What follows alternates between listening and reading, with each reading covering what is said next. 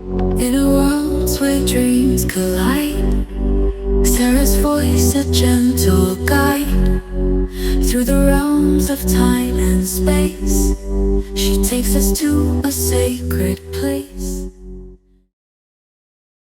Second. Hi, everyone. As you guys are all coming in, hi. This is so exciting. Hi. Hi. We are so excited because if any of you guys have done this before, it's so much fun. I'm just going to let everybody else come in. And I know that technology is so wonky today. Oh my gosh. We lost power here, lost our internet. Then the Zoom didn't work. It's just, oh my God. But we're here now. That's all that matters. Um, Exactly. so I'm just gonna wait like for about a couple more minutes just in case other people are trying to join and they can't. So anyway, you guys, if you guys haven't been to one of these online events, these are so much fun. I know some of you guys, I recognize some of you guys you've been before and you know it's so much fun. You can find out anything.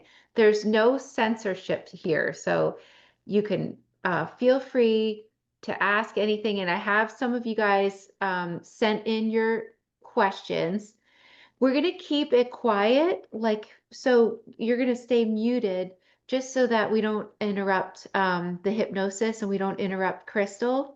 So I'm going to be putting her under hypnosis live, and then I'm going to be asking to communicate directly with her higher self. And then I'll ask anything. Remember, there's no censorship, so there's anything goes. Um, Crystal is so fantastic. I met her, she was one of my clients, and I just thought, wow, her clear connection to the higher self just made me want to, work with her again. And we've done a lot of work so far. Crystal is in my latest book, A Hypnotist Journey to Avalon, as Megan. And we've just become friends, and now we work together a lot. She's one of my most fabulous hypnosis subjects, but you guys are in for a treat because if I am not asking a question that you want me to ask, please type it in the chat and I will do my best to get to everyone's questions. I know we only have 2 hours, so we're going to get started and we only have 2 hours. So I will just try my best to ask everyone's questions, but obviously I won't get to everything. I'm going to start with the general questions first, and then I know some of you guys have personal questions. I'll do my best to ask as many as I can because this is going to be so amazing. But hopefully, with some of the other questions people are asking, you'll receive a lot of benefit from those and those answers as well. So, and everyone gets a recording. So if you have to go, don't worry, you're going to get a full recording. And even if your question is on there and you had to go, you're still going to get a chance, to get your questions in. Um, okay, so I'm going to get started. Um, just because we only have 2 hours and I want to ask 1,000 questions. So Okay, I'm just going to get in position. We usually I just take myself off camera so I can set my laptop down someplace comfortable. Is that okay if we go that route again, Sarah? yeah, that's fantastic. Okay, I will do that then. And then, Sarah brings me back up if she can hear that my voice is getting tired or anything like that. She keeps very good monitoring on me. And as far as how the messages come through, people have asked that before. So it'll be a couple ways and sometimes different ways, but typically in the past, it's my higher self that comes through. And then other people jump in. And sometimes there's a lineup of people and they're like, no, that's your answer, but we also want to say something too. And so sometimes there's like, galactic people, or there's like people that are protecting the earth, or just people from other side, especially when we get to the personal questions, there's spirit sometimes that comes through.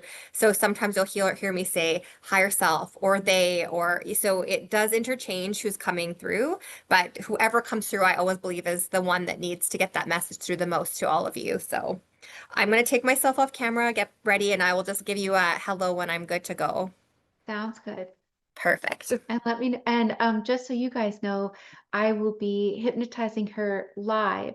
So you know, you're more than welcome to just tune in yourself if you want to, or you know, just move away from your device. It's totally up to you. It's not something you need to worry about, like, oh my gosh, I'm going to go into hypnosis. You would go into hypnosis if you follow along and you listen, you close your eyes and try to go into hypnosis, but um, don't worry if it's something you don't want to do. Just don't pay attention, don't listen. Okay, so if you want to ask a question, type it into the chat and I'll be looking at the chat. Let me see where the chat is. Here it is. If you didn't submit your question, it's okay. I'm going to do my best to get to everyone's question. And I'm ready when all of you are ready. Great. Great, awesome. Okay. So just taking a deep breath, Crystal. Taking a deep breath and hold it at the top. And as you exhale, just release any tensions that you're storing in your body. Just let any tensions just flow right out. Breathing in deeply and fully and holding it at the top. And as you exhale, just exhale any worries, any thoughts, any tensions. Let everything go. Now bring your awareness to the top of your head and start relaxing the top of your head. And feel this deep relaxation flow down the back of your neck, releasing any tensions, any worries. Feel your neck soften and relax. Now feel your shoulders fully relax. Take the weight of the world off of your shoulders and allow your shoulders to fully relax. And now feel your arms relax, getting heavier with deep relaxation. Feel your back relax. Take any worries, any emotions, any thoughts off of your back and relax your back completely, allowing your back to fully relax. Relax your legs, feel your legs get heavier and deeply relax. Relax your feet, relax your face. Take all the emotions, the thoughts, the tensions off of your face. Soften all the muscles in your face. Fully relax your face as you feel this relaxation flow down into your throat, protecting your throat, cleansing your throat, and relaxing your throat deeply so that you can be open to speak any of the messages with full protection and love and guidance. And feel this deep relaxation flow down into your chest, releasing any pressure, any tension. Feel your chest fully relax, relaxing your stomach. Taking a deep breath. And as you exhale, just sink deeper and deeper, relax, doubling this deep relaxation.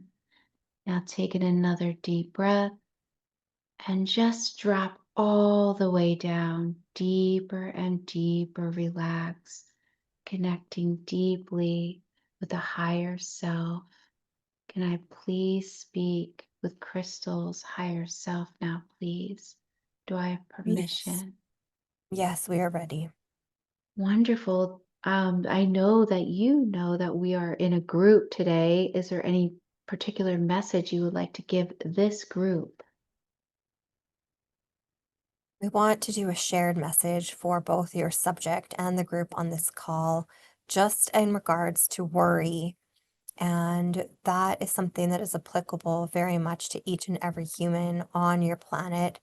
There are specific things that the subject is undergoing at the moment, and we know that everyone on this call has their own issues that they're dealing with.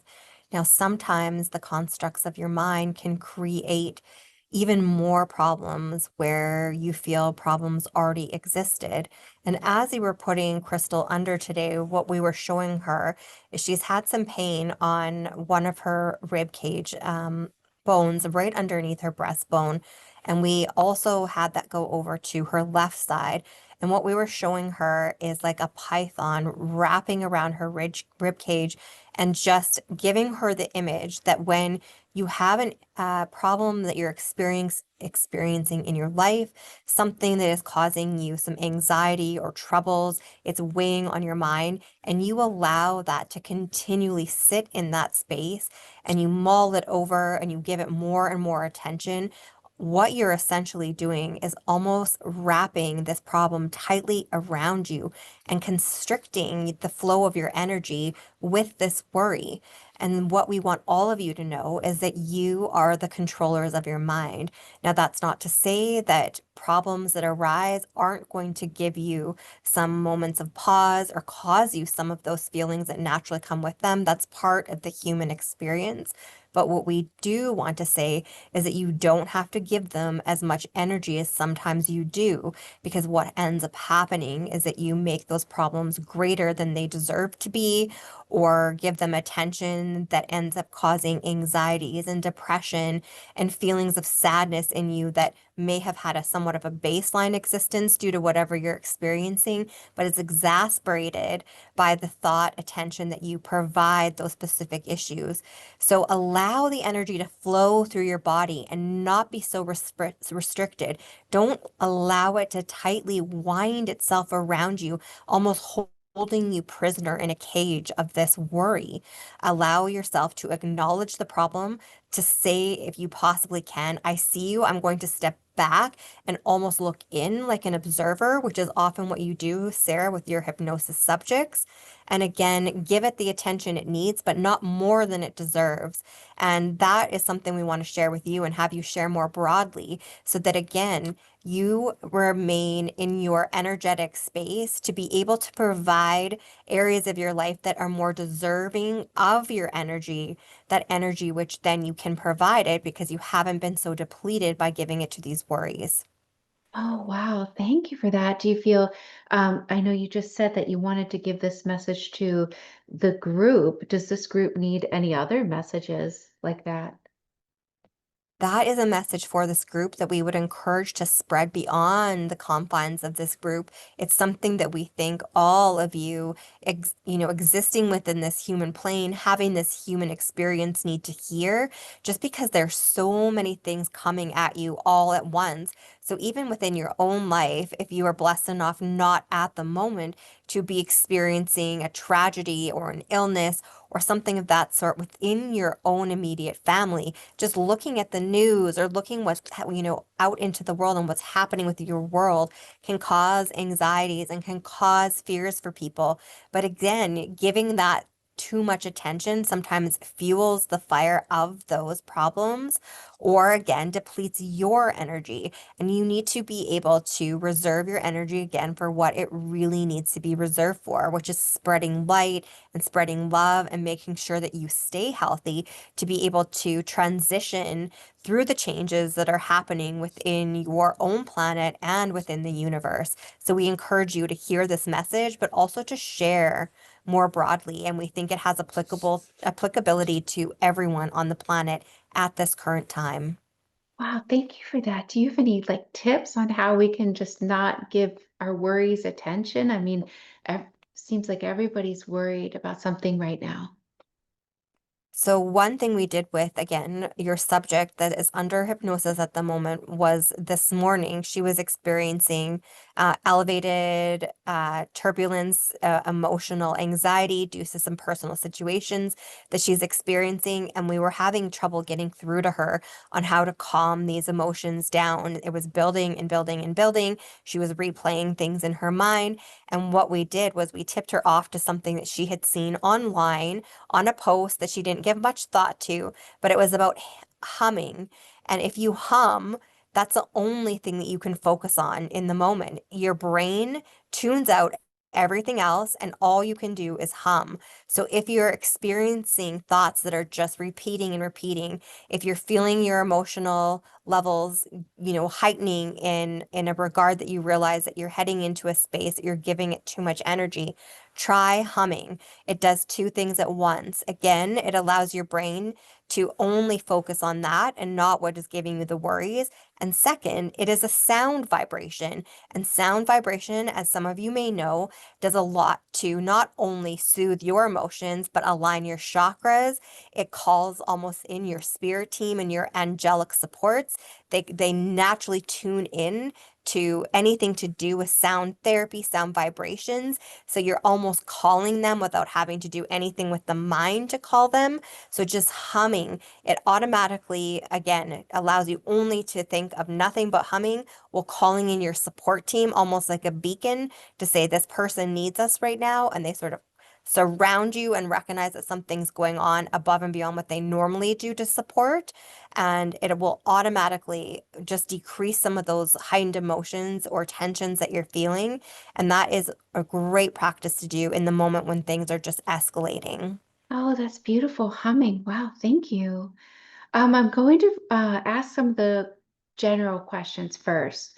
So, someone wants to know, as we go through this shift, will karma drop? If yes, how would healing change in the future?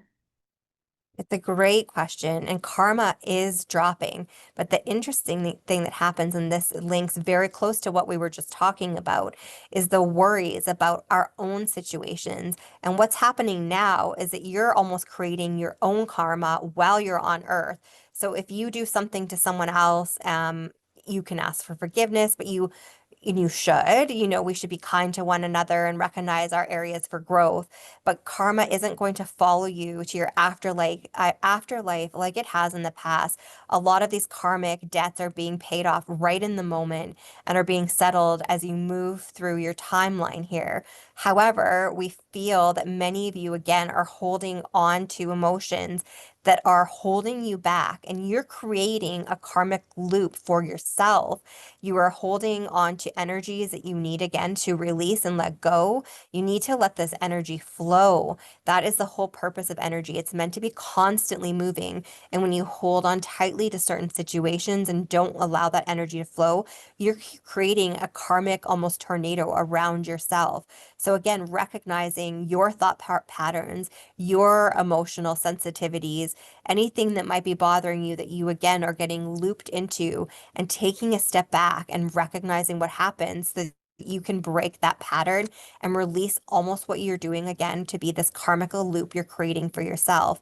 And the more and more you are in tune with your energy and allowing it to flow as it so desperately wants to, you're naturally going to start attuning more with the vibrations of the higher dimensions. And those of you that are wanting to make that ascension are going to more naturally be able to connect with those vibrations and those levels as you allow your energy to flow where it should go. Thank you for that. Okay, another question that was submitted is, could awakening itself still be part of a second matrix, like a final veil that cloaks even the soul, keeping us all in karmic and ascension loops we don't actually need? No, again, there are going to be individuals who are consciously or subconsciously choosing to stay in the 3D, and that's a choice that they're making. But if you are open to even attending an event such as this, it is clear to us on the other side that you are making those strides to release yourself from the parameters and confines of the 3D and step into the fourth and fifth dimensions. And there is no option but to continue on that trajectory once you've taken those steps. Even if they are initial baby steps, you're taking them and the momentum builds and you are being pulled into that direction. So there will be no cloak that allows you to stay behind. Your soul is pulling you exactly where it needs to go. Well, could there be fractures in the sacred design of the universe that's not perfect, that our higher selves aren't aware of? Well, first of all, we want to say that everything is perfect and is in the order that exactly is meant to occur and that it should be. But we understand the question and understand what you're saying. Now, there are, again, going to be fractures that are being determined by choices that each soul is making. As you're also aware, or some of you may be, that your soul is experiencing many incarnations or lifetimes in different dimensions, simultaneously having experiences on Earth in different timelines as you are incarnated here. And there will be some souls that want to hold space in the 3D and within the fourth and fifth dimensions. Again, this is a choice of theirs for growth. But many of you and your souls are going to choose to release all of the karmic debts, all of the almost heaviness that exists within the space of the 3D and take your soul more fully as a whole and progress into the fifth dimension. Oh, okay, thank you. Oh, someone wants to know, is monatomic gold available to us currently in this time? And if it is available, where can we access it? It is available. And again, Sarah and Crystal have touched on this in previous sessions of theirs. It is something that was brought over from Atlantis. It is being held in safekeeping. It is available for use, but it is going to be available for use on a need to know basis when those that have been safeguarding it feel like it is going to be treated with the reverence that it deserves. And those types of things are making an emergence. In a faster pace than we have seen in years. We know that there's a readiness for that information to become more common knowledge. However, is this going to be something that's just passed out like candy and given freely to the masses? No, we are not there yet. It has to be carefully done. It has to be done with a piece of education, with again a reverence for what it can do, and that is something that is being passed more broadly about certain groups and that knowledge is being shared.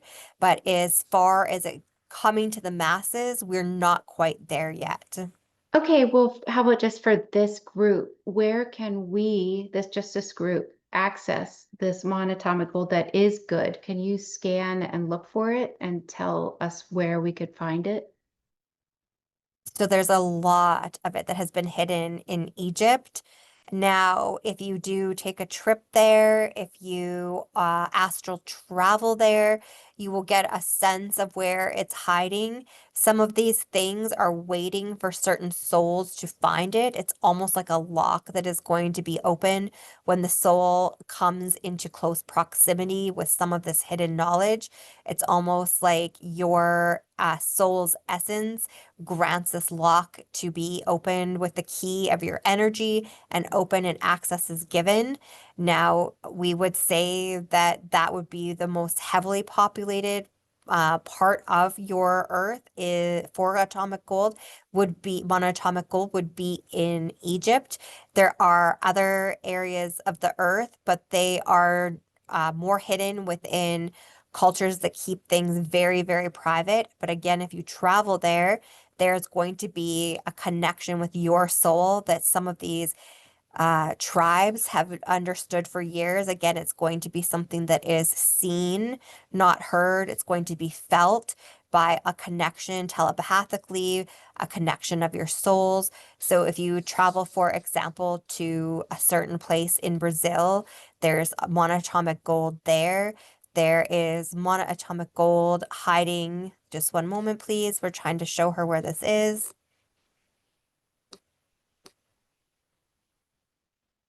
Yes.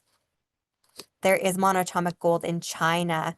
Now, that is something that's being hidden very, very much so. It's veiled in secrecy because the individuals held with safeguarding it don't want their government to know that that's there. It will be taken and used for the wrong purposes. But again, if you are meant to find it, you will. So those are three Well, places we would offer for you. well, for this group, where can we find it? Like, is there any that we could get a hold of? I mean, um, that we could all use? No, not at this time. Is there anything close that would help us a lot to use that's similar to monatomical, that's on the market, that's available, that we could find out about?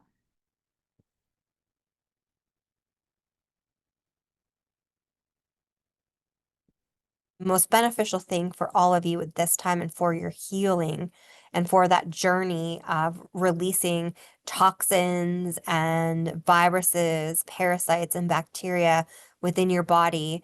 That really is the thing that you all need to be most concerned about at this moment because those types of things are making you sick. And as you are trying to progress through the transition that is naturally happening on your earth, if you are feeling unwell, your energy tends to be focused in that feeling. When people aren't feeling themselves, they have almost no option but to focus on those types of issues. So we would encourage you to look in your own backyards. There are herbs, there are poultices that can be made. There are tinctures and teas that can be made from the most common things that exist out many of your back doorsteps. We would encourage all of you to look more into herbs and the remedies that they provide in your healing. And again, as we've talked about multiple times, reducing where you can food that has additives and preservatives and that you naturally are aware of now that is not good for your body, that does not fuel or feed it properly, and instead feeds bacterias and parasites and causes you just to be in a state of generally feeling more unwell, even if you don't necessarily feel it consciously, your body is oftentimes struggling to ward off those types of things. And the most simple, helpful ingredients, like we said, are right often outside your back doors. Grow your own gardens, take a walk in nature, take out a book and look at herbs. For example, stinging nettle, people have stayed away from nettle for years. Oh, it's going to sting me. And they, walk around it. There's a way to handle nettle. There's a way to dry it out. There's a way to put it in your teas. And it is so beneficial for reducing any of these bugs that are causing you grief. So we would really encourage you to not worry so much about monatomic gold.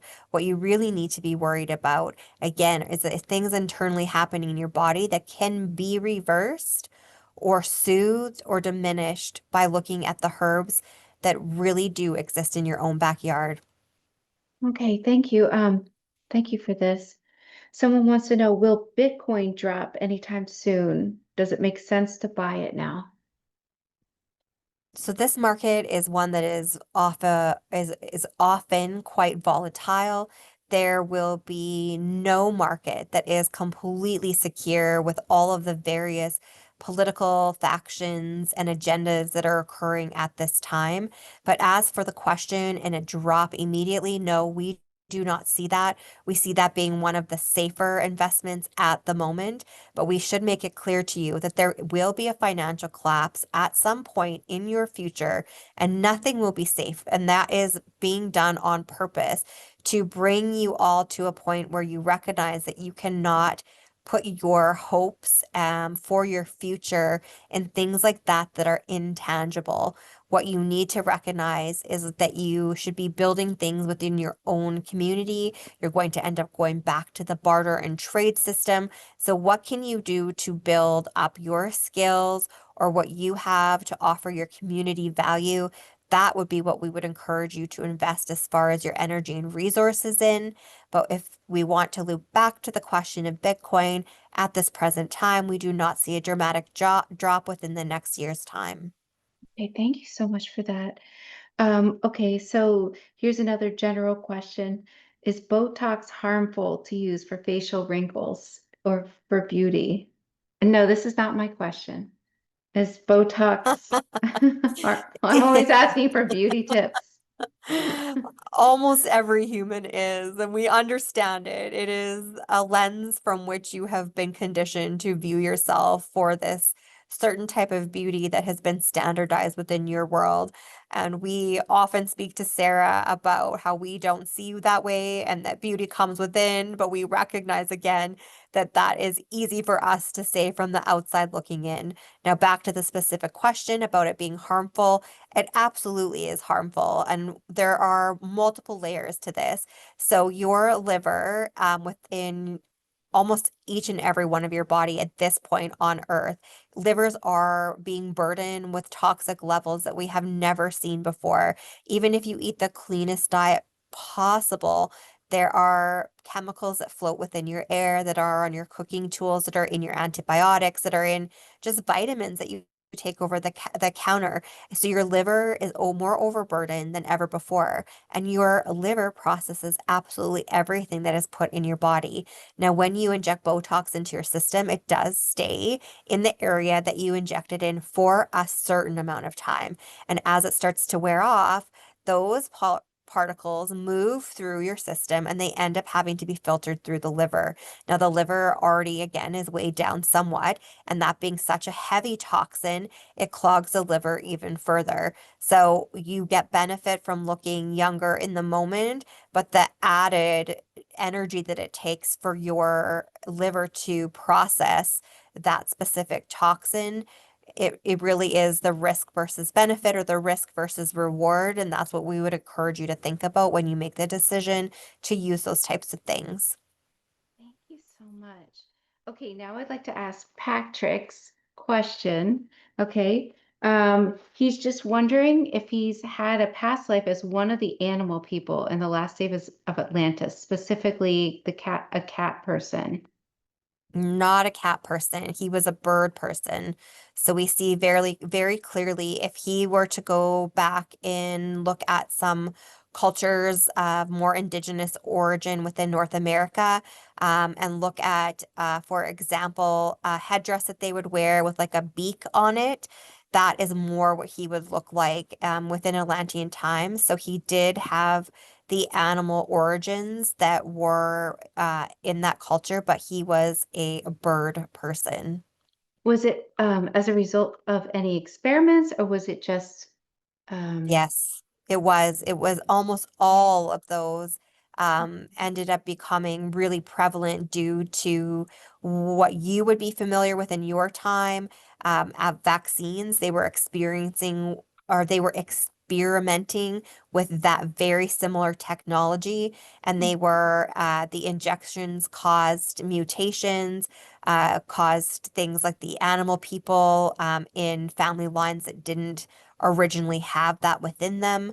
And so that is how he ended up living a life like that. Thank you for that. Susanna wants to know, what can she do to have a better romantic relationship? What does she need to let go of, and what needs to be done? Is there any advice? And she's okay with saying her name. Thank you for the question, Susanna. As soon as your name came up, we couldn't even let her get out the question before we were showing images to Crystal. And what we were screaming to her to tell you is to romanticize yourself first and foremost. And that can be the smallest things. So what do you enjoy? Do you enjoy drinking a cup of coffee? Do you enjoy drinking a cup of tea? Romanticize that experience. Get up in the morning, give yourself time to put on the kettle. Get yourself a nice Nespresso machine. If you enjoy coffee, get a milk frother, put sprinkles in.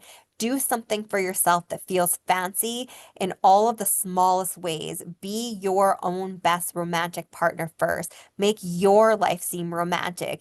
Give yourself a bubble bath. Allow yourself to be wrapped in the plushest of robes and just allow yourself to be nurtured and cared for in all the ways that eventually you would appreciate a partner doing. Down the road, you would probably love to have someone bring you your favorite beverage or run you a bath. But right now, we want you to do all of those things for yourself, to give yourself that self-love and encourage your energetic field to be clearly aligned with the recognition that you are deserving of it, that you don't need anyone else to provide it for you. And when you are comfortable completely in that realm, you automatically start to draw people that align with that energy of your soul, and the romantic connection will naturally start flowing your way. Oh, thank you for that. That's amazing. Miriam is wondering, she's been in her current job for 3 years and she feels that she's reached a point of stagnation. She wants change, but she doesn't know what kind of work would bring her fulfillment. What could you share about a type of career path that would be most aligned with Miriam? Miriam, thank you for the question. And there's nothing coincidental about the number three and the fact that that is the time that you're looking to maybe take a step in another direction. So think of a tuning fork and the three pegs on it. You have multiple roads that you can take, but what we're seeing right now is three different directions. So the middle one is staying on the track that you're on, and the two other forks or tines on the fork are showing that you can go either to the left or to the right. And what we want to show you is something similar to what we just explained to Susanna about her romanticizing her own life. We want you to do it in a different sense, though. What would your career look like that would fuel you in a way that you would be feeling almost like you were in love? What would bring you the most joy? We want you to sit back and think of what that would look like. Give yourself a vision for that. And sometimes, if you're unsure of exactly what that might be, think of a few things and listen to your gut. What feels good when you think of it? That's the answer. If you think about staying in your current job and tweaking a few things, would that be enough to get you excited? If you think about turning to the right or turning to the left and these two other paths, which one in your gut feels the best? Allow yourself to visualize what that would look like while also feeling what that feels like, and that should give you your answer. Wonderful. Okay, that's amazing. Paula wants to know, she says that her higher self knows she wants to be in a relationship, to have a loving partner before the end of this year. What can she do to make this happen? Wow, you have the subject laughing because she's like, same, girl. That's exactly, that is exactly Crystal's goal. So we're going to give you both of the same answer because it really is very similar. And what you need to do is a little bit of release work. So releasing any past traumas, releasing past fixations on I want something to look exactly like this. When you release what you think things should look like, exactly release that control, you allow for the universe to bring you what you actually would most benefit from. So oftentimes we look in the world for someone who's got to have, this checklist. It's going to be this, and this. And in doing so, you carve off, in essence, a whole parcel of society that could bring you the most amazing things. So for example, if you say, I want someone tall, well, you're carving out anyone below this height requirement that you have that may bring you just the most fulfilling romantic love. Now, obviously, we recognize that there is an element that needs to be there in regards to physical attraction, but what we would really encourage you both to do is just be a bit more open. Release a few of those things that you've held so tightly onto the past held tightly onto in the past, as far as again this checklist that you might be thinking that this is the person that I'm looking for, or that, and really allow yourself to look beyond the veil of appearance to a degree. Again, that connection needs to be there, but sometimes when you look into someone's soul, when you allow someone the opportunity to get to know you on a connection that goes beyond that basic physical appearance, there can be an attraction that happens that is built through that connection, either of the soul or of the mind, of shared and common interests. And you are probably all aware of this in the call. Sometimes you see the most beautiful, Greek god looking person and you speak to them and they can become the most unattractive person in an instant because there's just not a soul connection. You're not aligned in your values. They might have tendencies or behaviors or traits that just don't align with you in any way. So being more open, release old traumas, preconceived notions, and be more open to allowing what the universe has or thinks you would be best benefit from to come forward. Thank you. Rebecca is wondering, where is she most out of alignment with her higher path, and what steps does she need to take to come back into alignment with her path? So the first thing we're showing the subject is you're actually somewhat out of alignment within your body. We're showing her that your body is almost, if you looked in a mirror, you wouldn't necessarily see it, but it's like your spine is twisting to one side. We're showing her that you are in your own body, a little bit out of alignment. And so the first thing to do is, again, get your energy aligned. So one of the most powerful things for aligning energy, we would encourage anything to do with exercise that has the flow of energy within it. So whether that be Tai Chi or yoga, anything to do with gentle stretching, and get that alignment going first. And then you'll see the alignment within your life follow suit. Thank you. Kristen is wondering, what is her purpose?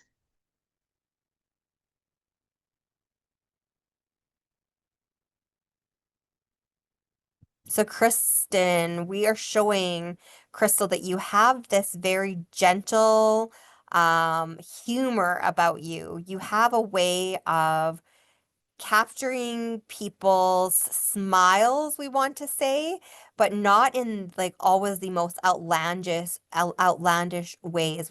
We're not showing Crystal that you're like the class clown per se, but that you can spread joy and have people smile in these more subtle ways. And that sometimes, again, as we've shared in the past, people are looking for this huge soul mission. They think that there's a specific job or career that they need to do in order for their soul to feel like it's accomplished what it needs to. But we're showing her that this humor that you have and the smile that you're able to elicit out of people is what actually is your soul's best attribute. And that whatever you do, as long as you keep up that piece of joy and positivity, and we're not saying toxic positivity. We're not asking you for every day to be helpful or, sorry, happy, but you just sort of naturally have this way of bringing out smiles in others. And so we just don't want you to lose that spark of yours. And we're showing her you're almost like, if you've seen what we're showing her is the Blake Lively movie. This Is Us, if that sounds right, or it's something with us. I'm not quite getting it all. Sorry, everyone.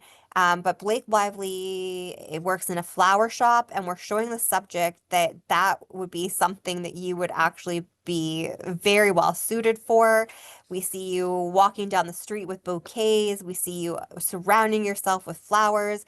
Now, again, if that's not a leap that you feel at this moment you can jump into, even just going to a farmer's market and being near a stand where people are buying flowers, and again, sharing that smile and warmth that you so naturally are able to give and share, would be a nice baby step into that. But just don't subdue your natural inclination to connect with people in that way, no matter what path you choose, because that really is your soul's highest achievement, and the joy that you spread in that way is what you're going to carry over and be so proud of yourself for when you cross over to the other side.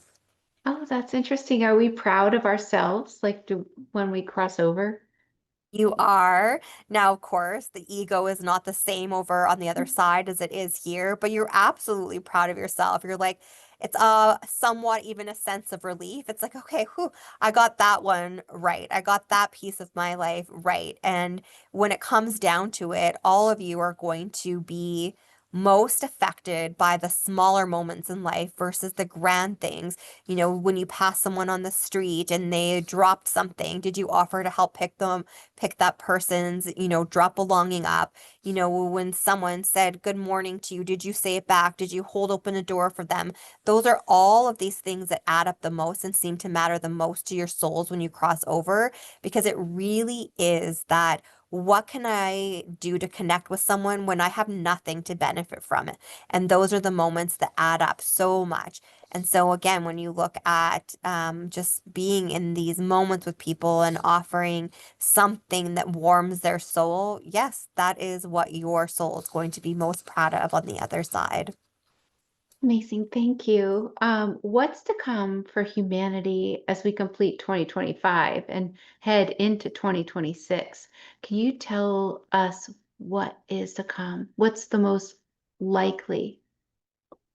The biggest thing that we're seeing right now that you all need to be extremely aware of is it's not resurgence is the wrong word, because it has been relentless in its drive, but I guess the added um, energies, resources that are being provided to, again, make you sick and monitor your energy. So when you look up to the sky, yeah, we will be very clear here. Those chemtrails, you may or may not be familiar with that term. Some people still believe that they're just little, puffs of engine dust, almost like pixie dust coming out of planes. Now, planes, as they go through the path of the sky, they do leave a cloud-like substance behind them, but chemtrails are different. They're huge. The planes will be long gone, and you're going to see them sticking in the air, and all of those chemicals start coming down on your on your earth when you step outside in the morning and you think you're stepping on dew. You're actually stepping on chemicals that have been sprayed overnight. Now, there's nothing that you can do about this, but it's just to be aware that what is happening are not even so much corporations. It's really these elite, incredibly wealthy, banded together individuals within society that are trying to make you all sick so that you rely more heavily on things that they have to provide to you, whether that be healthcare, whether that be pharmaceuticals, that you have a reliance on them. And also, again, that you're not feeling well enough to fight off what is coming your way. If you are feeling ill, like we said earlier, you're not going to naturally have your energy functioning at a level where you're feeling like you're going to be moving into these fourth and fifth dimensions, because you're going to be stuck in this muck of not feeling well in the 3D. Now, the other thing to note is the absolute integration of 5G, wireless networks, all of this. All of this energy that's essentially floating through your air, again, that you can do very little about, that is causing you to be sick. And not only that, but is causing you to be monitored. So they have technology out there, again, these elite groups, and there are many of them, some working together and some working in isolation, that are able to, almost like you guys are little dots on a map, see how bright your lights are shining. And so, again, it is going into your backyard and trying to do what you can to make yourself as healthy as can be. And we cannot stress this enough, that you need to be taking care of yourselves in ways that you never have needed to before, so that you can try to fend off some of this and remain as healthy as you can, so you have the energy to make the shift into the dimensions that you're being pulled to do so. Well, I mean, what are we supposed to do? I mean, we can make ourselves as healthy as possible, but like if the dew even is covered in these chemicals, and I know that it's a lot of it is we can we can pray over our food and things like that, but can you give us some tips as to how to navigate this? And when is this going to go away? When will these controllers or elites be taken down? Can you give us more of a timeline? So there's actually a battle that's happening right now up in our skies that you wouldn't be aware of. And you may be aware of the idea of extraterrestrial influence and how we on the other side are really not supposed to get too heavily involved with things going on the earth, because you do have free will and you have this path that you are set to carry out. However, we also are going to ensure that you never, as a human race, destroy your planet, because the repercussions of that ripple throughout the universe. So we will intervene to shut down the absolute destruction of your planet. But I can say with absolute certainty that there are several of us on the other side that are getting extremely heated with this dumping of chemicals and the absolute atrocities that are occurring not only to you as humans, but to all of the mammals and animals within your planet. And we are having discussions as councils on the other side about taking down these planes at this time, because it's not stopping. They are aware that we're up here. They know that we're monitoring them, and they are banking on us not intervening. But we are getting to the point here where it is at a tipping point where it is making so many of you so sick that when you become that ill and these people have power over the population to do what they will, we're going to have to take them out anyways. So we are having a discussion at this present time about taking these planes down immediately. And so all we can say is that we are looking out for you. We do see what's happening. It causes us great stress, and we are here to provide protection without interfering beyond what we should. But you can know that there are discussions that are occurring about taking these planes out now, and that would be an intervention that would help you increase your health. I'm being told that I need to probably adjust my tone. I do apologize. I am one of the council members on the other side that does get quite heated about this. It is upsetting to see what is consistently being done on your planet to harm individuals who have no say in the harm that's being done to them. This was, again, something that has evolved due to greed, and we are just so disturbed that we cannot seem to get the human race out of this path. Now, not all of you are in it, but you're essentially being swept up into this tornado, based on other people's desires for things that are so unimportant. So I will change my tone. I am being told to calm down, essentially, is as much as we know on earth that you don't like to say that to one another, and that doesn't go well. I'm fine hearing that. I recognize that. So we are monitoring, I guess, is the biggest thing we can tell you. But as far as what you can do, yes, you're right. You can't stop those chemicals from coming down. But what you can do, again, is ask for your auric fields to be protected.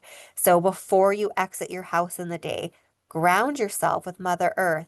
Ask for your soles of your feet to be deeply connected with the core of Mother Earth.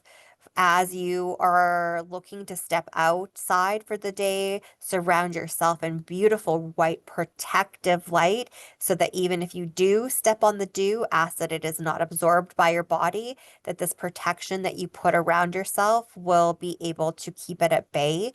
You do have a lot of power that sometimes is not recognized, that you have the ability to enact to provide yourself with some of that protection. So again, grounding and protecting, not just from outside energies, but from even the chemicals that are laying within your groundwater with on your ground. So that would be an important key.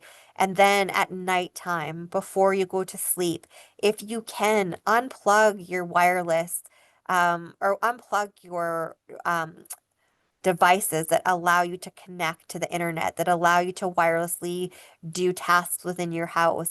If you can unplug from that, so you at least have a few hours of reprieve. Now you're not going to fully, because there's these 5G towers that exist and their signals are going everywhere all the time, but you can at least reduce some of it by taking an opportunity to unplug what you can within your own home. And again, before you go to sleep, ground and protect, so that while you're sleeping, you are protected against any of those energies or electrical or radio type frequencies that are flying through the air.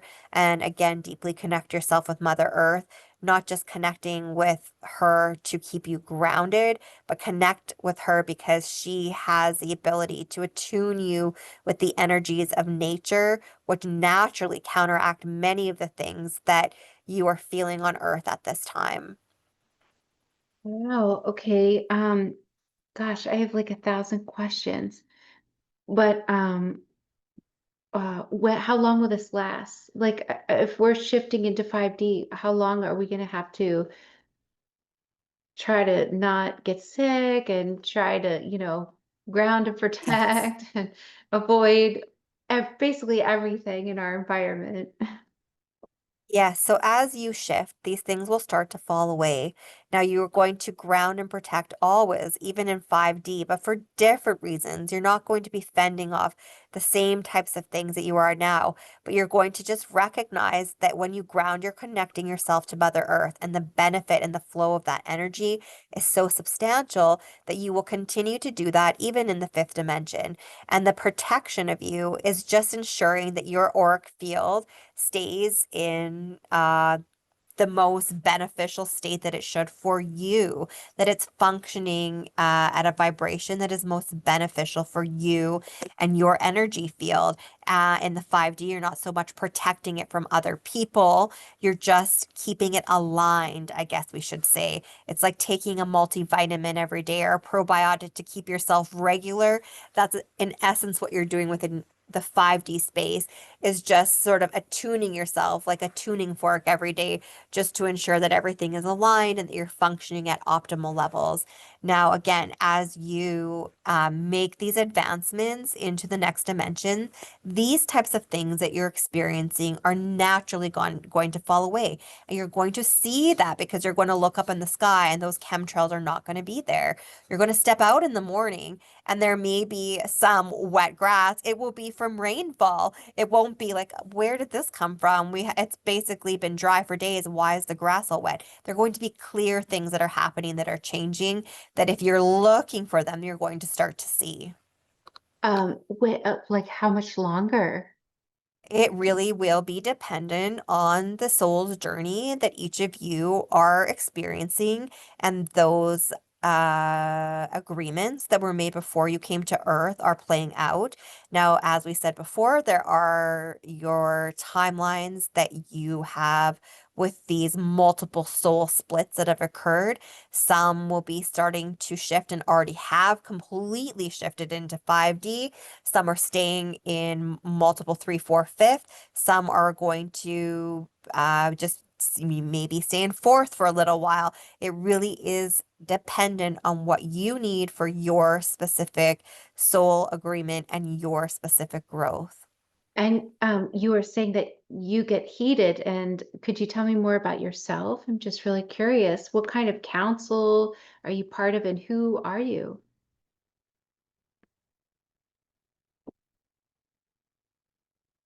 Yes. They're saying that we can discuss this. We are a federation. We are from many galaxies. Some of you will have heard us deemed as the Galactic Federation. We don't like to be termed as the. There are several federations within the universe, within the galaxies that look out for many planetary systems, many different galaxies, many parts of the universe, but our specific group at this moment is within your airspace. We are orbiting around, keeping an eye on what is happening. We are Yes, they're tapping me on the shoulder. They want me to say we're not only up in the air, that we also are embedded in certain parts of your earth, within the earth's, not the deepest core crust levels, but underneath. And what we are doing is keeping an eye on your soil levels, the quality of your soil. We're keeping an eye on your water quality. We are keeping our eye on all of the ecosystems that play a role in keeping your planet optimally functioning. Now we can clearly say, and you would be aware, that is not functioning optimally at the moment. But what we want to make sure of is that it doesn't hit the tipping point where it's going to be something that you cannot come back from. And so again, we are monitoring up in the sky, things that are happening, looking down. We are monitoring from the inside out. Okay. Um, thank you for that. Okay, someone wants to know, how do you know if you're in 4D or 5D?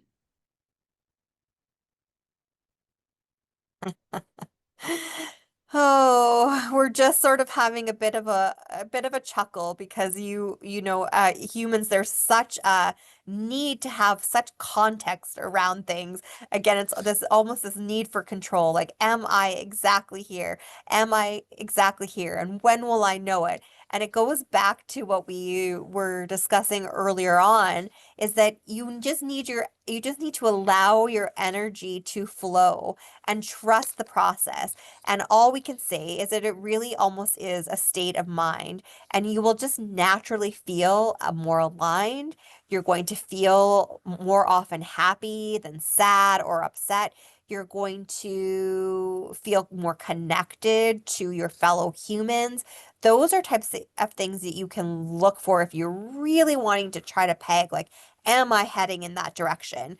But we also just want you to know, if you're being a good human, if you're doing the best that you can, if you're continuing to grow and learn and try to evolve, you are naturally just heading there. You are being pulled in that direction. All of you, again, on this call, just signing up for something like this. Your energy is screaming, I'm ready to make the transition. And your soul just knows that it is pulling you to the places that you need to go to make that. We would just say, don't fixate so much on it needing to look like something, and just more allow things to happen and be part of that experience. Okay, so going back to what can we expect for 2025, going the end of 2025 going into 2026, what can we expect aside from all these like more chemtrails and stuff like that? You can expect continual or more continued issues within your political realms. There's going to be more back and forth with your leaders. They are, as we have said in the past, scrambling to have humans focus their energies again on the wrong things. It's almost like a clown at a circus saying, over here, look at me. And they're wanting you to look at the things that are not important. And some of the ways that that's being done is by all of the silly comments that are happening within the political field, some of the threats of war, the issues that you're in. For the example, if for those of you that are taking the call from the US with ICE that's occurring there now, with your the things happening with your president, it's all about, like, look at me and look what I'm doing, while not looking over here and paying attention to what I really don't want you to see that's happening, that is going to, again, make you sick, that's going to have you focusing energies on things that don't matter. And one of the biggest things right now is the whole social media and people just staying on their phones for hours and hours and hours a day. We've talked about in other sessions, like the Netflix and this desire to almost tap out at the end of a day, when what we really want to encourage you all to do is to tap in. So at the end of 2025, what we are showing your subject under hypnosis here is a great divide, we call it. There are individuals that have just completely delved into the media, into ways to sort of tap out or numb experiences with life, whether that be through social media, be through gaming, be through substance abuse. And then there are others that are tapping more into utilizing their time in a different way, whether that is getting more into herbology, whether that is looking into ways to connect deeper with their soul, whether it is, for example, just doing something as simple as a sourdough starter and making their own bread and connecting more with traditions that are from the past that would be beneficial for the future. There's no benefit, honestly, to delving deeper into the Netflix world or gaming. What you really need to do is step away from those types of things and transition back into a connection with Mother Earth and things that will, or skills that will be able to help you as this transition that's occurring in your world continues to take place. And that transition, again, is those individuals trying to make the population sicker. So how can you support people that are sick when you yourself are sick? So again, taking care of your bodies and finding ways to dial into Earth and the medicinal qualities that she has to provide to you and your families? And what are some ways that you can start to formulate skills that, if these energy grids do shut down, if you are in darkness for a while, how can you provide and how can you sustain your communities, your families, with certain skills that you are willing to learn that would not be able to come to fruition if you were putting your energies into things that are really, again, just a hey, look over me over here, keep your energy here type thing. Oh, wonderful. Thank you so much. Let's see. A couple people now are wondering, is ChatGPT dangerous? ChatGPT is dangerous in the sense of the fact that what we just mentioned can happen with it too.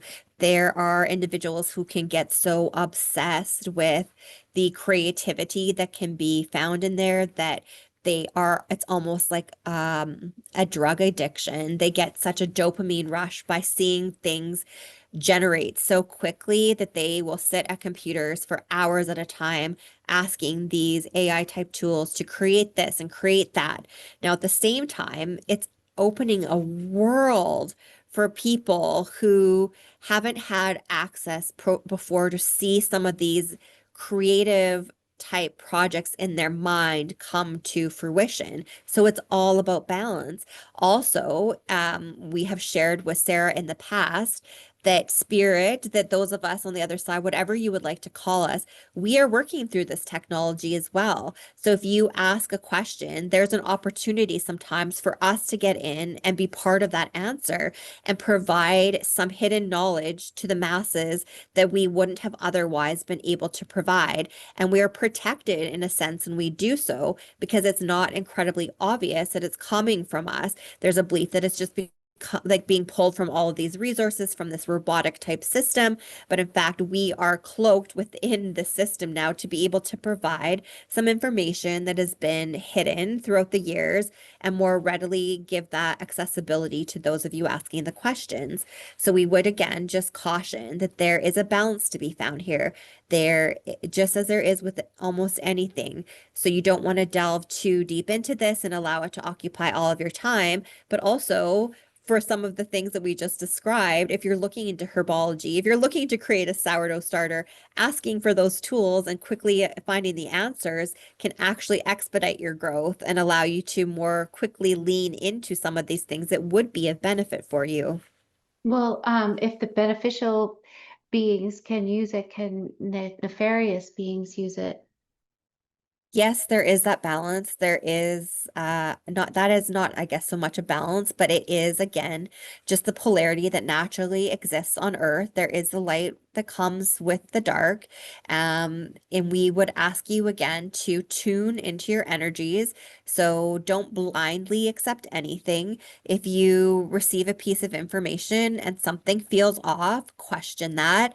Again, when we were, speaking about, there was the question about career, and we were showing the three tines on a fork, and feeling which direction to go. It's the same with this information that comes through with AI.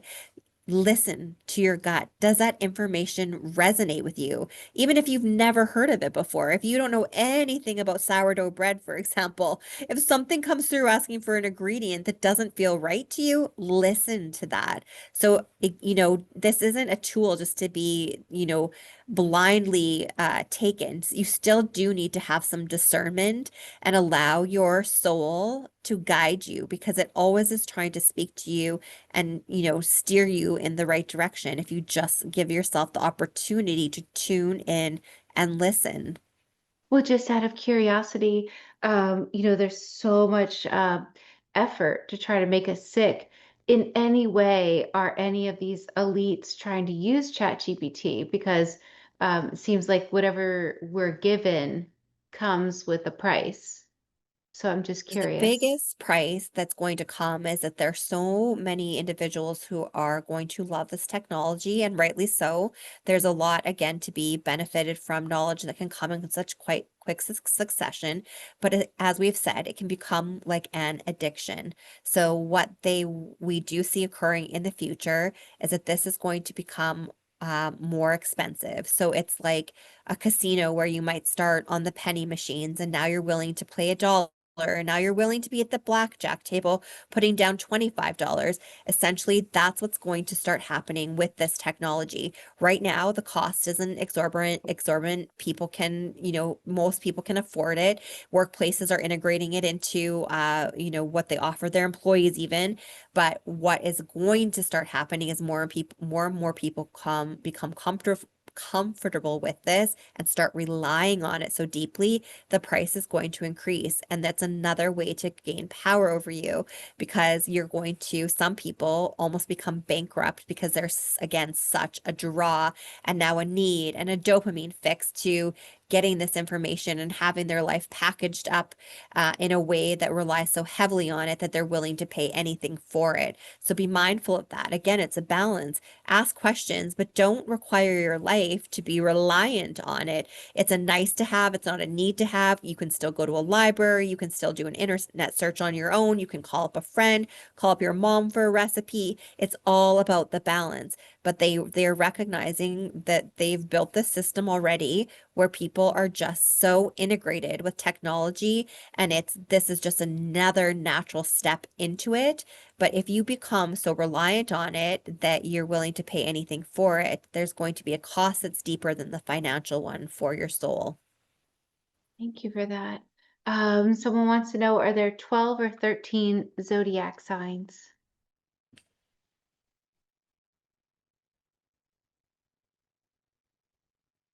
They're saying that it's a matter of perspective. So, in the current timeline that most of you are living in, you are familiar with 12. Has it always been 12? No. Back in more, not that far off, but in, hundreds of years ago, thousands of years ago, they did utilize 13 zodiac signs. Does it matter as much as you might think? Not really, because again, of the power of your mind. And when you're given a certain uh, sense of knowledge, your brains can transition to fill in the gaps. In essence, we're showing her. And so there was 13. Now, again, with the way that your souls work, there's going to be parts of your soul that are living in a timeline where the 13 exists, and there's going to be some living in the part where the 12 exists. So your soul is getting the benefit of the knowledge of both of those systems. But currently, you are utilizing the 12. It is becoming more common knowledge that there was a system not that far ago that utilized the 13.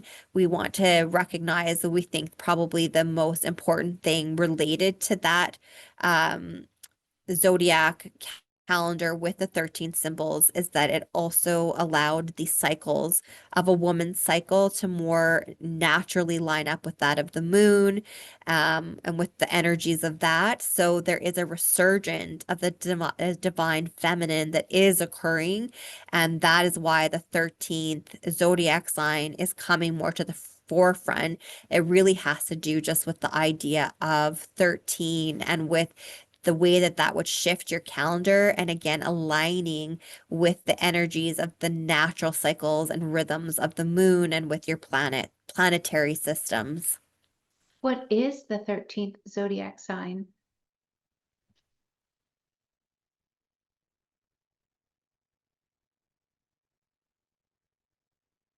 So they're showing me like what I'm seeing right now is like I don't know if his name was Triton in The Little Mermaid. There was Mhm. like the dad that had the mermaid's tail and he had like a spear.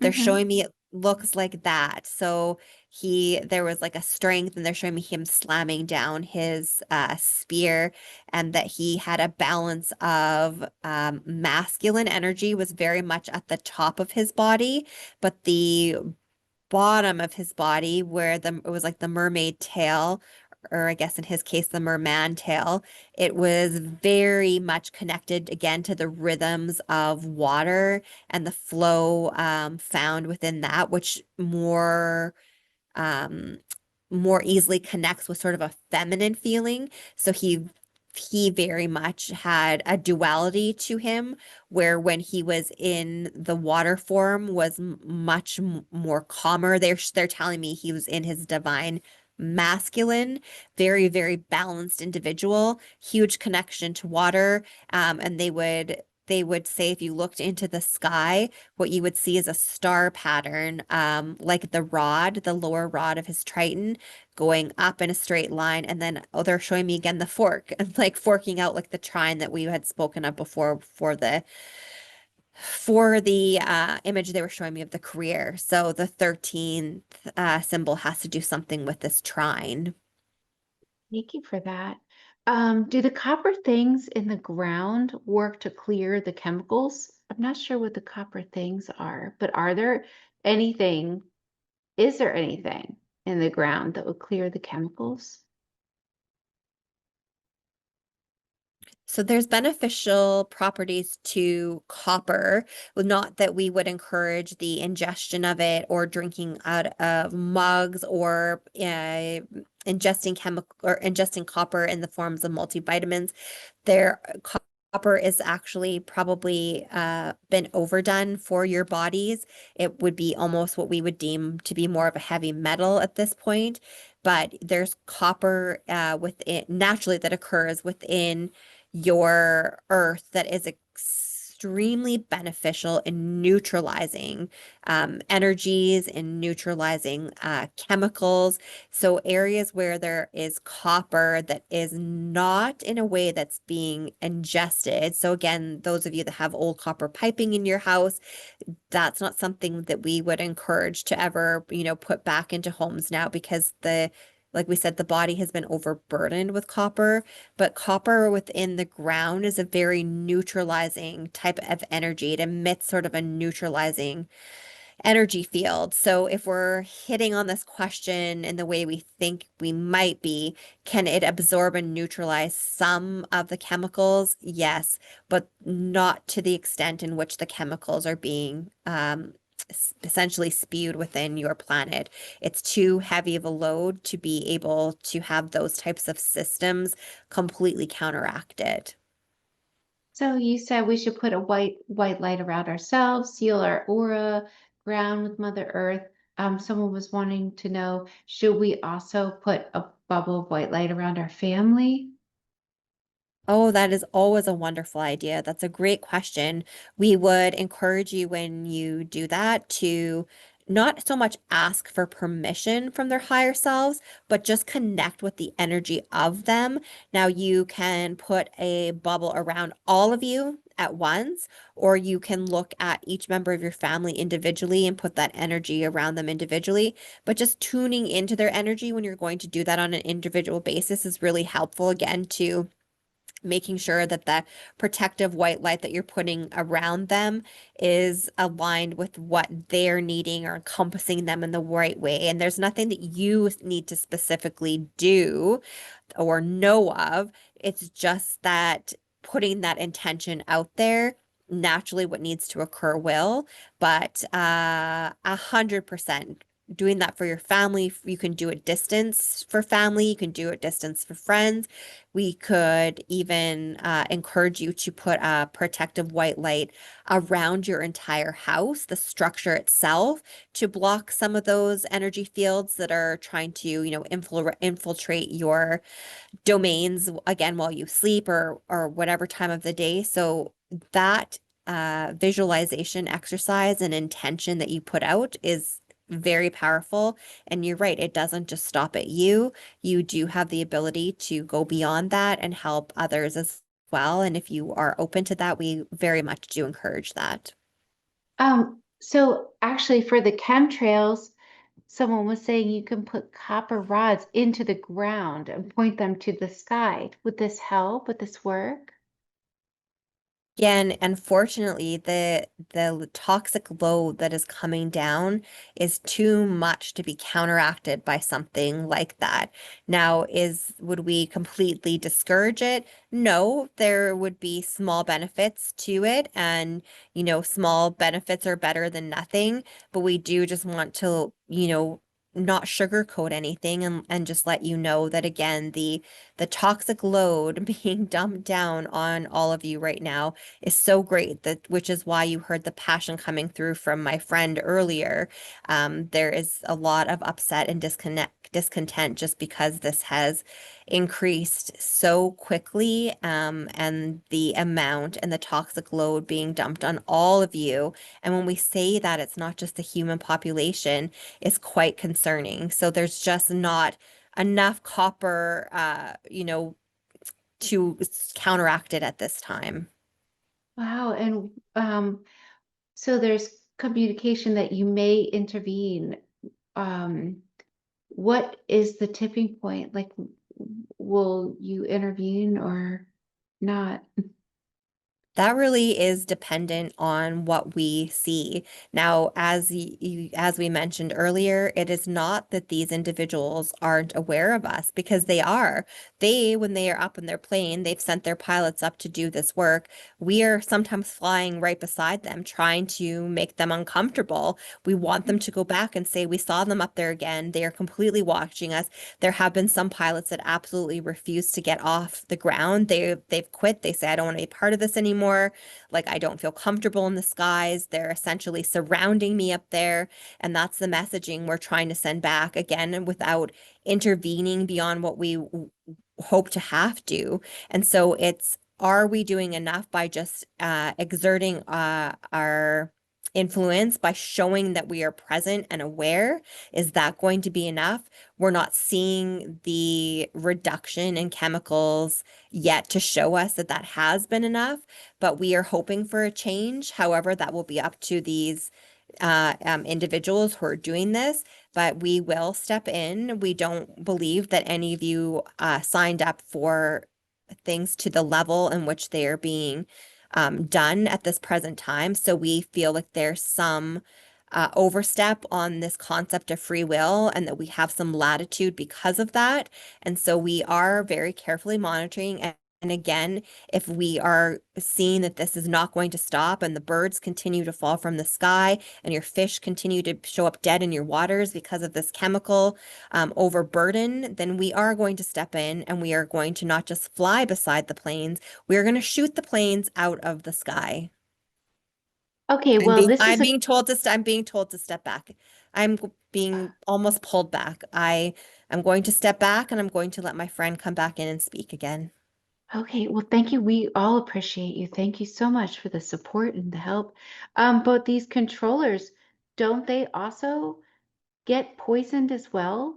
Aren't the toxins harming those who are doing this as well? They are.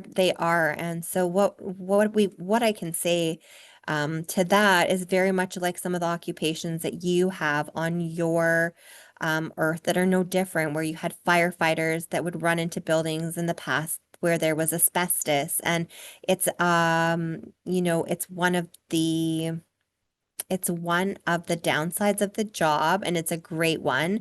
But when you pay people so incredibly well, the greed plays into that. So they are making a conscious choice. Am I willing to give up years of my life if I can have this amount of money to either achieve what I personally want to in the financial, materialistic realm of earth, or provide for my family? Am I willing to shave a few years off my life to hopefully give my children a few more years of their life? But what they're not really clearly thinking of is by what they're doing, they're shaving years off their children's life anyways. But the reason that they don't all recognize this is because they're given certain path flight charts. And so they're spreading the chemicals in different parts of the world all the time. And what they're telling these pilots is, look it, you've sprayed here, but we're not asking you to go back and spray there again today. You're going over to this different part of the country and spraying there. So see, the toxic load actually really isn't that bad. But what's happening is another pilot's being sent almost back to the same area as that other pilot was at the other day to spray over there. And so the toxic load is pretty bad, absolutely everywhere. And there are some pilots that are feeling like something is off. Again, if you listen to your intuition, they know that they're being lied to. Some of them are stepping away, they're getting that icky feeling. And there's some that are saying, I'm not going to listen to that. No, this makes sense for me for whatever reason, financially. I'd rather have the money. I'm not going to listen to my intuition. There's a lot going on.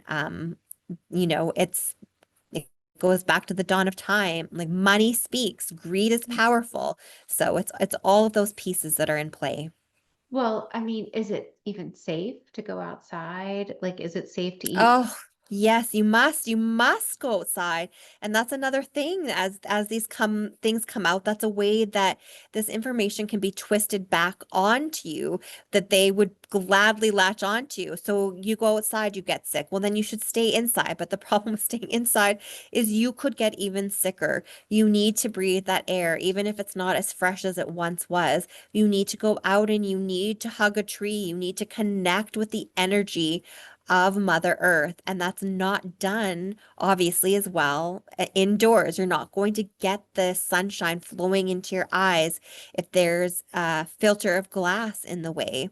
Now, we do want to say something we have in your previous session, Sarah, that for individuals who live in extremely cold climates and aren't able to necessarily get their feet on Mother Earth in the middle of winter, for example, if you have a place in your basement that is concrete, whether it be a crawl space, a cold room, maybe an area that you just haven't carpeted or covered with hardwood floor, take your shoes off and put your feet on the concrete.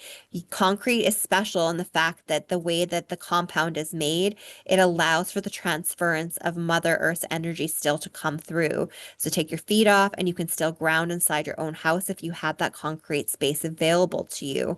And that's something really helpful. Now, that doesn't mean you should stay inside in the winter and not get outside. Bundle up, get outside, get the sun in your eyes, breathe in the fresh air. But as far as grounding, putting your feet on Mother Earth, we realize that it's, pretty cold some places, but that's a way you can still do it in the winter inside your own homes.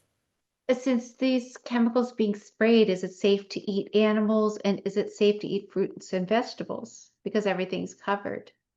So they're all covered. Yes, it's true. But it is still more beneficial to get those fruits and vegetables in you than not.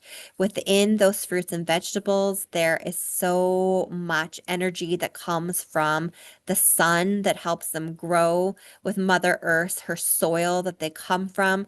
There's all of those properties that can't be completely counteracted with this chemical. Now, we've mentioned in the past, and we know this doesn't go over well with every group. It can be a slow transition for humans because you have been, heavily reliant on animal products for quite some time. But we would encourage you, we can't say it enough, how beneficial it is for your own health to remove animal products from your diet where possible. And obviously, it's incredibly beneficial for the animals. They have a soul just like you do that is full of love and light and joy, and they deserve to be treated with more respect than we currently are giving them on Earth. And then as far as taking care of your Earth as well, this overabundance of animal population and the way that they're being quickly run through their growth cycles, it's not just hard on the animals, it's hard on your planet too, and the resources you have. And your resources are becoming, drained. They are becoming less and less. For example, your water, it's becoming clear that that's becoming depleted. And that all comes part and parcel with this animal food consumption. So the more you can minimize that, the better. And we see a shift happening. But it's again just not quite to the level that it needs to be yet. Thank you. Okay. Gosh, I have like so many questions. Well, first of all, um, you know, we know that we're being poisoned. We're being poisoned everywhere. We have to protect ourselves. It's hard to live and not get sick, right now. So what can we do? Because we're supposed to release this worry, but it creates a lot of worry and fear when your friends and family or you yourself are sick. What can we do about all this? So we would encourage you not to worry or stress or battle any of this in isolation. And one of the things that we see so sadly happening on Earth that has been becoming worse over the last few years is this social isolation. And it is multi-layered. Again, it's this connection to one another, but through devices and not face to face. And that really isn't connection. If you can put down your device and walk next door to your neighbor or go visit a family member or friend and sit face to face, share a laugh together. When we talk about protecting yourself and grounding yourself, when there's shared experience by being in the same space and sharing your energy together in the same space, you you wouldn't even realize it's happening, but you're melding your energetic fields and your protection is becoming stronger just by being in the same shared space as one another. And even if you go in a room with someone that you can't stand, you have more benefit to your auric fields and your energy by being in a room with them face to face than sitting on a phone call with someone that you like but are not in the same room as. So there is so much benefit just by being around each other. And that is something that, again, is becoming less and less and less as you stay in your homes and become more socially isolated. So we would encourage that to be something that you really focus on. um, that again is really beneficial for your health, your mental health, your auric wellness, your just the increase in energetic benefit you get from that. And that counteracts illness, it counteracts mental health problems. It builds your immune system up. And so being with others is just so incredibly important. You are meant to connect with each other. That's part and parcel of the human experience. In fact, it's one of the most important parts of it. So whether you need to join a group, a sports team, or go to a church or sign up for a book club, if you need something like that to push yourself to get out and connect with each other, with other people, do that. But just know, even just going to a coffee shop and sitting at a table near someone you don't know, just getting out and being around people is helpful. But the more you can build up those connections where you're conversing, where you're laughing, you're sharing experiences, those things exponentially help your wellness. Wow, I didn't know it was that powerful to be around other people. Wow, it's incredible. So it's like very healing, I guess. It's incredibly healing. Like we said, you don't even realize it because, like we said, it's more Wow. powerful to be in a room with someone you don't like, than to be at home by yourself or on a phone call with someone you do. You need to be around other people. Wow. The people on this call, have any of them incarnated with one another before? I mean, aside from Crystal and myself, is there anybody on this call that has that has lived a different life with each other before? And if so, who? Just one moment, please.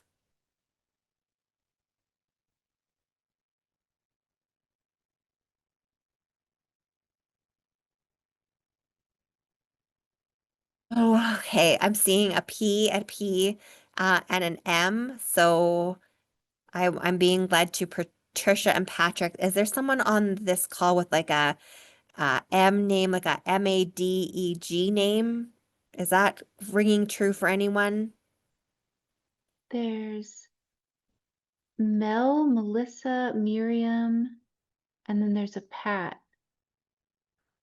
No, I'm seeing it's definitely a Patricia, a Patrick, those two, and then I'm being showed an Madeg, and I don't know how that relates, Hmm. but those three have a connection. So What did they do together?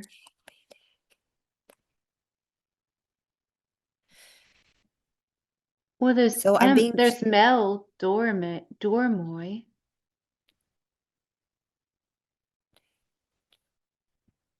That's ringing close. That's pretty close. So that's seeming like that could be it. I'm just listening to the vibration I get when you say that name. So I'm being shown a time period where it almost looks like the Lord of the Rings movie. If any of you have seen that, there's a part where they go to this like I'm not as familiar. I want to say like I don't know, this like Lord, the bad guy in the movie, whatever his name is, where he has this like lava-ish type castle where they hike towards like the hobbits they go to. I'm being shown that they were essentially on a voyage to do something very similar, but it was to um the counteract. They're showing me the similarities to what's happening right now. It was very similar.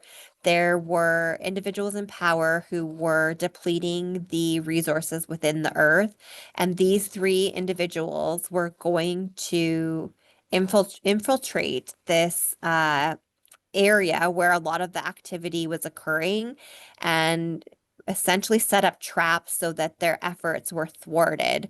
And they came from different areas of the world with different skill sets and met in a tavern, and they kind of overheard one another talking about, their specific skill sets, and then some of the knowledge came through that this was what was happening, and they banded together to use the knowledge that the three of them had. Again, I'm being shown that number three, the power of three, is coming through very strongly tonight.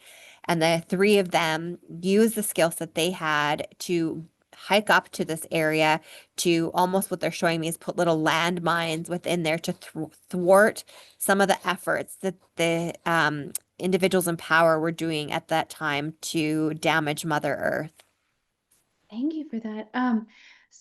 Somebody was wondering, some of these elites, do they have ways of detoxing themselves and they have certain energy devices and special tools? Can you look into this a little bit? Like, is there something that we could actually do that we're not doing that you haven't touched upon that they know about?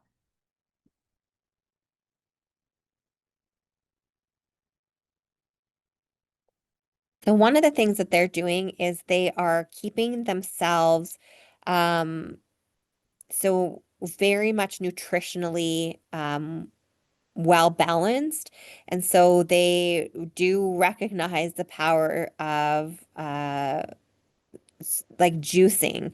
So we're being shown like they're almost microdosing, but not with drugs, but with like shots of really, really healthy like juices. That's all I can really show what I'm being shown it, but it's like a shot glass, and they drink like this multiple times a day, and it's really, really, really concentrated shots of herbs, fruits, vegetables that have been put into what I'm seeing to be like a liquid form, and they drink that all day. They drink filtered water that is infused with certain herbs, with certain tonics. So they're doing that. They're really their bodies are functioning optimally as far as diet is concerned. And then they're showing me, oh my gosh, it's so silly because some of these groups are kept in almost like underground bunkers, or are hiding within mountains, and they have like gyms set up there, and so they're working out, they're staying strong, they're keeping their muscle mass built up. They've got it down to an art to just recognize how it's almost like economy of effort. Like they know not to overwork themselves, that they're not running marathons because they recognize that that can actually be more taxing on the body than good. And so they have a very, very good understanding of where that balance lies as far as exercise and nutrition and rest and sleep. And they all, interestingly enough, are very well insulated from the 5G. They have sleep spaces where none of that is able to filter through into their sleep space. So they're completely protected from that and they get incredibly well rested sleep. And again, though they're showing me, again, the power of three in those three things are what is keeping them functioning as optimally as they can. How do they know what to do? Like who told them? And can you look a little deeper into their practices? Give us the There's ingredients for the juice.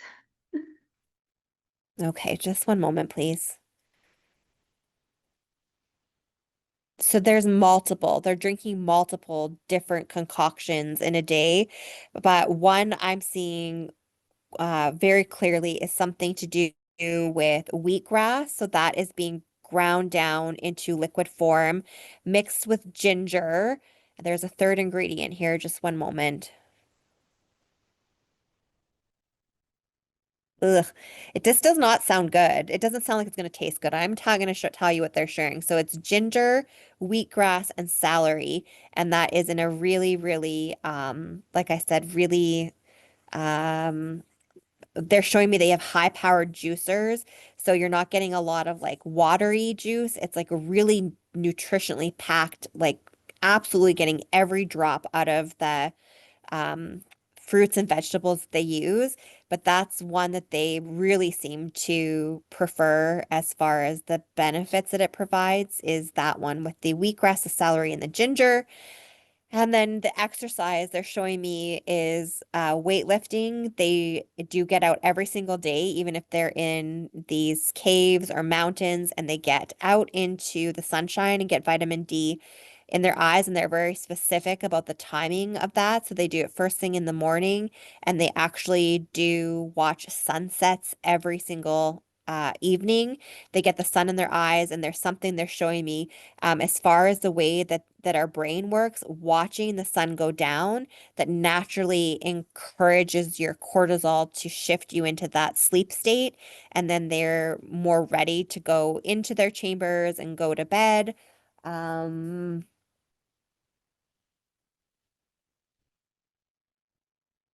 just a moment. They're showing me a lot of things here. They are getting up, so they do. There's many of them that work at computers, just like a lot of us do. They get up frequently and step away from the computer for one of two reasons. There is, an overload of those electrical charges from your computer, the radiation that naturally comes from your devices. They know that. They get up, they go away, and they drink one of these tonics, which has the ability to sort of neutralize some of the energies that would have come off your devices as you work from them. They do some light stretching, they come back. So again, it's just this very holistic approach to fighting things off for them. And to be honest, the spread of the toxic chemtrails, the way that they've set up their shelter and the stone structure that surrounds it, it's not coming through that structure like it permeates our homes. The toxic spray permeates your wood structures. They're showing me that it gets into our ventilation systems, but they have their structure set up in a way that that really doesn't happen as much, so that any toxic load that they get is primarily from those moments where they go outside to sit in the sun or watch the sunsets, but it is offset by the benefit of doing those two things. Okay, and who told them or let them know like what to do?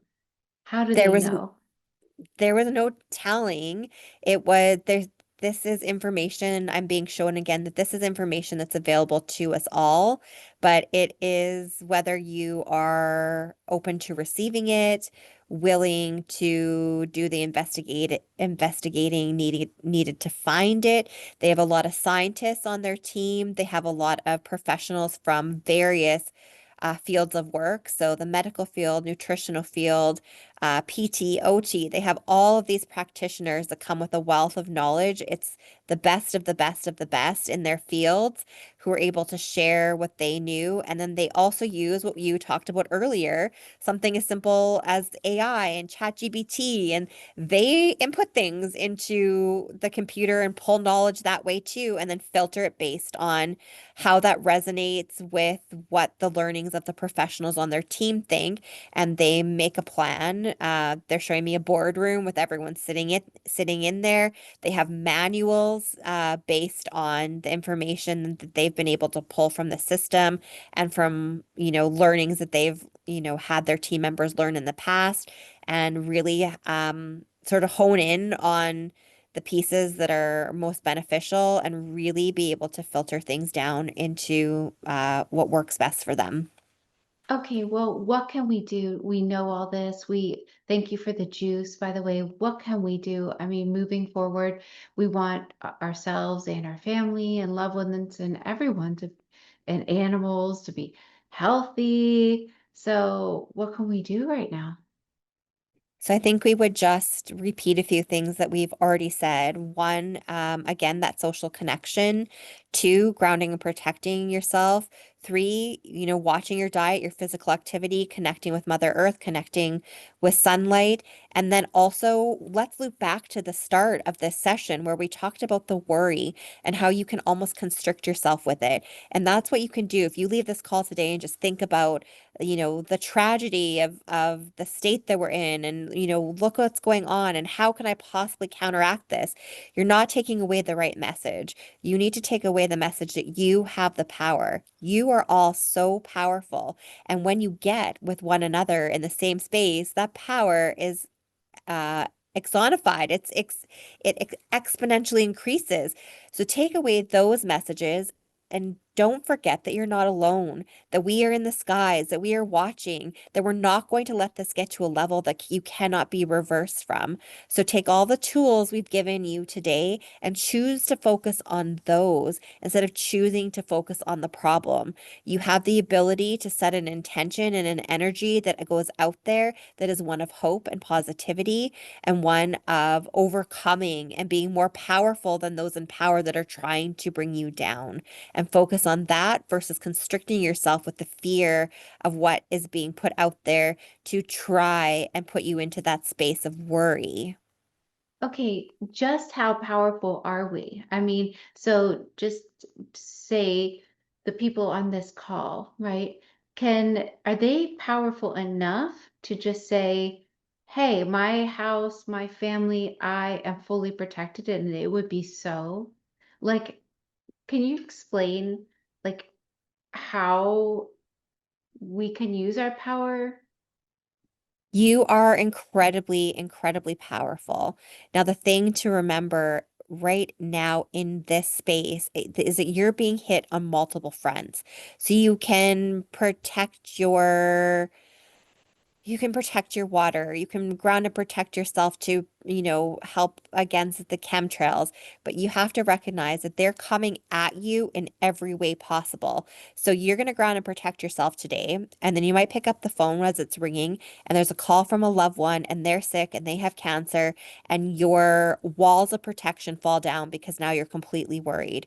And so it's maintaining a sense of calm despite whatever storm comes your way, and recognizing that even in those moments of sheer panic or, sadness, to take a step back and allow yourself that moment again to protect yourself, to balance your energies as much as to the greatest extent possible, so that you can live in that space as much as you possibly can, because you can be grounded and you can be protected, but not every other person in the world is going to be, and those people are in your sphere and going to be interacting with you and influencing you. So just recognizing that there are things coming at you from every angle. It's your water systems, it's your food sources, it's the air that you breathe, it's the people that you know that are getting sick.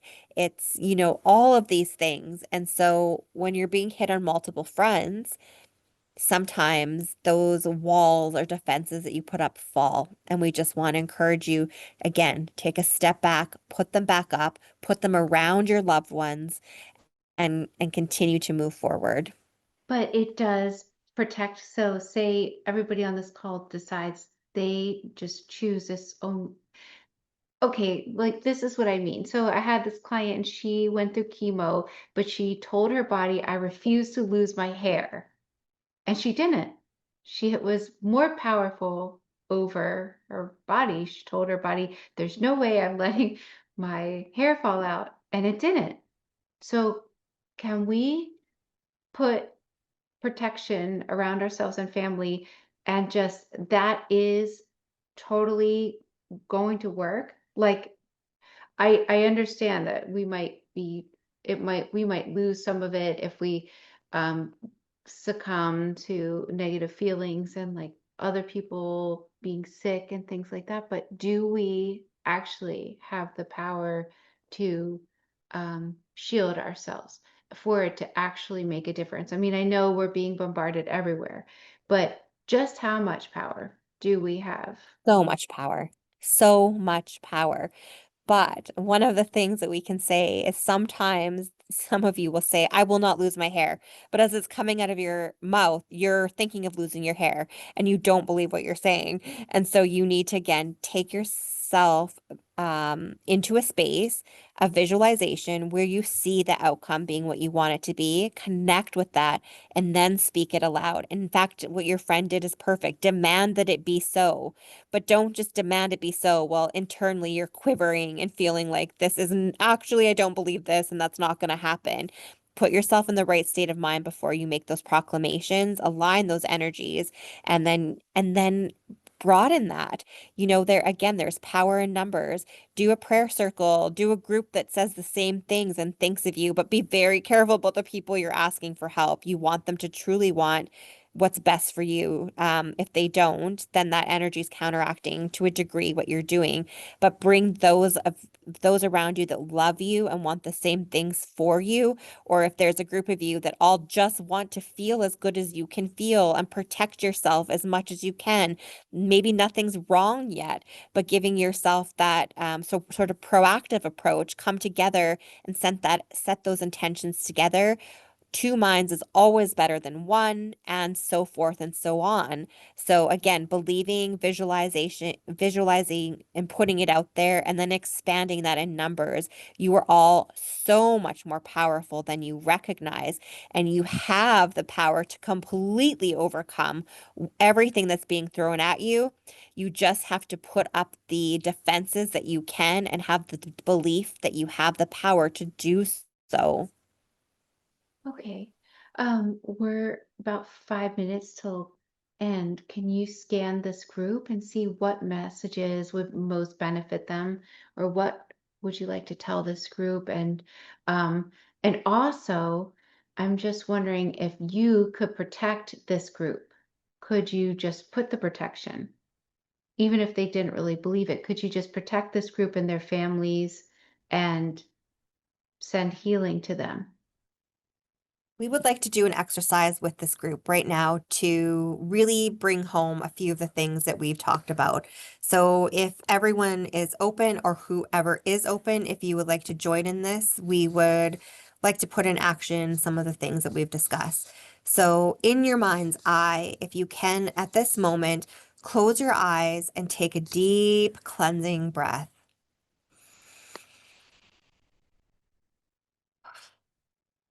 As you release any worries, tensions, or stress that you came into this call with or have thought about since being on this call. And now in your mind's eye, I want you to picture the healthiest, happiest version of you. What does that look like? I want you to visualize and see that in your mind's eye. And now I want you to feel the energy of everyone on this call, and I want you to want the same thing for all of them. You want them to be the best, happiest, healthy versions of themselves. And that energy that you're putting out, the vision you had of yourself and that desire to help others, I want you to picture that energy flowing out from your third eye, and it expands and encompasses everybody on this call. And you are all being wrapped in an energetic bubble of love and support that has been formed from the energy and desires that you are all putting out at this moment together. And if there is any fear or doubt that this is not so, we demand now that that be released. And we want you all to now join us in a moment of sound, vibration, and healing. We want to take you back to that moment in the earlier part of the session where we talked about humming, so that if there were any fears that you can't do this right, or that you're not maybe thinking of this bubble in the exact way you should, we are going to stop that in its track, and we are going to allow the completion of this formation, this bubble of protection, to be formed through the vibration of sound. So we will start humming on our side, and we want you all to join in and hum from the comforts of your home on this call.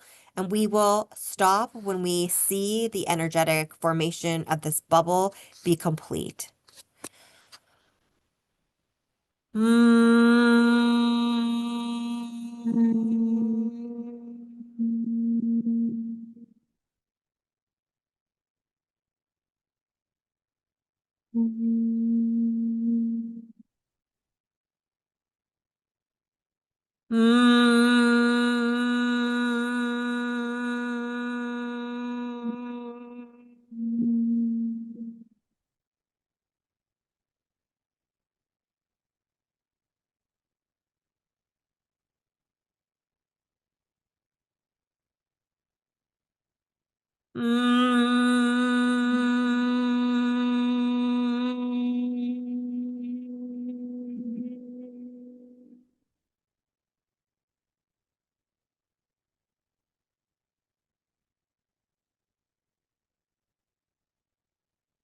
Thank you.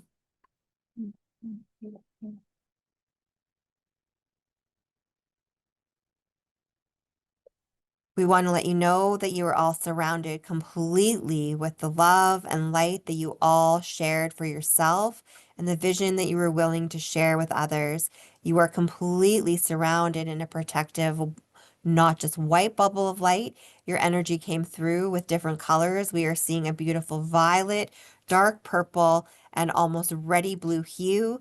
All of those colors are surrounding you in this marble like tone, this beautiful sphere of color.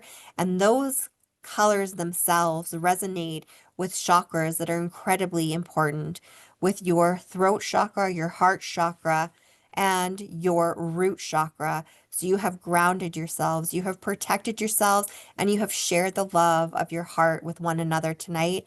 We thank you for sharing this space with us, allowing us to be part of your journey, and we will continue to support you all, not just tonight, but as you move forward in your journeys and your transition into what you are aiming to achieve in those spaces that you are moving naturally forward into the fourth and fifth dimensions. Thank you so very, very much. Now I'd like to ask the higher self to recede to the place where it belongs and allow all of Crystal's personality of consciousness to return and integrate back into the body completely, replacing any other parts that we were speaking with. But thank you so very much for all the help and information. In a moment, I'm going to count to 10. On the count of 10, Crystal, you'll be wide awake, feeling wonderful all over. And 1, 2, 3, 4, 5, 6, 7, 8, 9, 10, wide awake, feeling wonderful all over. But when you put your head on the pillow tonight, you will sleep very restfully, deeply, and very peacefully. And welcome back, Crystal. Hi. Hi. Oh my goodness. I don't know if you all felt that, but I almost feel like I have had several drinks. Just that the vibrational exercise there. Oh my goodness, I feel a little bit tipsy and quite in my own world. That was something else. So thank you for, I don't know how that question even came about or how we ended up there, but that was something pretty amazing to be part of. Thank you so, so much for everything. I mean, it was incredible. I really appreciate it. I think I can speak for everyone that we are all going to get a juicer and start juicing wheatgrass, ginger, and celery. I know I am. Same, absolutely. Was there anything that stood out to you, that looked really super shocking or interesting to you? Oh goodness, let me just think back here. So I do agree that the juicing piece was something else, but I think just that protection and how they talked about how it's exemplified through the power of numbers. I felt that when we did that together, I think maybe that's all of it. I'm feeling your energy still too, and it's a great reminder to me. I'm like, you guys can stop sharing some of my secrets as they were doing earlier on. Yes, I'm like everyone going through a few things of my own, and my energy was scattered today. And I just recognized how quickly that can be shifted by implementing some of the things I just said, because my energy feels completely different than it did when I joined this call. So I think that stands out quite a bit. Wonderful. Let's like send love to everyone. I just hope everyone on this call just feels so loved, so supported, so blessed. You're so loved and so powerful. Yes. We're all in this together. Totally agree. Thank you guys for joining this call and thank you for coming to this. This is really wonderful and Oh my magical. goodness. Wait, Kimberly Madden. I'm seeing a Madden. That's like the Madkin that they were showing me. It's Oh, Madden. I oh don't my Kimberly's nodding. She's God. like, I think I got that. Oh, That's wow. I'm getting goosebumps. So it was Oh, like a that's so Patrick funny. and Kimberly, that would be you. So there's our three. Wow, that's amazing.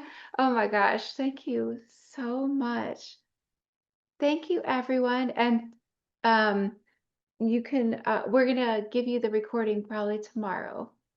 Because my assistant has to upload it, which she'll send it out. Thank you so much for joining us. Thank you guys. Have a wonderful rest of your night and remember how powerful you are. And there's strength in Oh, numbers. yes. Wheatgrass, celery, and ginger too. We're all gonna be drinking it. I'm gonna think of all of you guys tomorrow when I juice it. Good night, everyone. Good night.